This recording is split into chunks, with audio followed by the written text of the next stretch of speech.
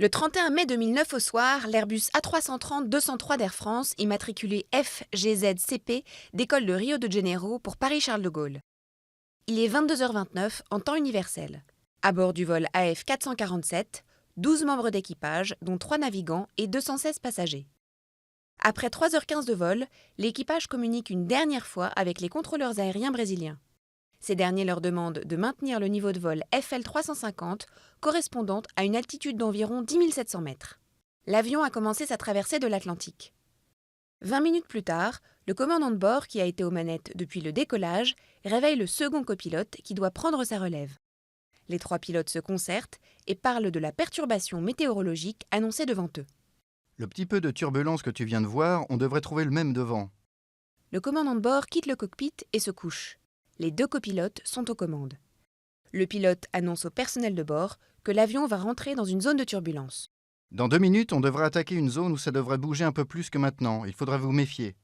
L'avion effectue un léger virage à gauche et se détourne de 12 degrés de sa route initiale. Les turbulences augmentent légèrement, l'avion ralentit un peu. Le pilote automatique et l'autopoussé se désengagent. Le pilote en fonction prend les manettes. J'ai les commandes. L'avion part en roulis à droite. L'alarme de décrochage sonne 2 fois. La vitesse tombe de 500 à 110 km/h. L'Airbus se cabre au-delà de 10 degrés et monte rapidement avec une vitesse verticale de 2000 mètres par minute, secouée par un fort roulis. Dans le cockpit, la vitesse affichée augmente instantanément. L'avion se trouve à une altitude de 11 400 mètres. Les 2 navigants ne maîtrisent plus la situation et tentent plusieurs fois de rappeler le commandant de bord. L'alarme de décrochage se déclenche à nouveau. Le pilote pousse les réacteurs au maximum. L'avion se redresse fortement. Sur l'instrument de secours, la vitesse augmente de façon brutale. L'avion atteint son altitude maximale et continue de se cabrer en arrière. Le commandant de bord rentre dans le poste de pilotage. L'avion chute et oscille violemment. La commande des moteurs est mise à zéro. Ils tournent à mi-vitesse. On n'a aucune indication qui soit valable. L'alarme de décrochage sonne de nouveau. L'Airbus continue de chuter tout en tournant vigoureusement à droite. On va arriver au niveau 100.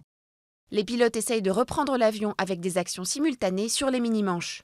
Vas-y, tu as les commandes. Les enregistrements s'arrêtent à 2h, 14 minutes, 28 secondes. Les dernières valeurs montrent une chute de 3300 mètres par minute et une faible vitesse au sol de 200 km/h. La tragédie s'est jouée en 3 minutes 30.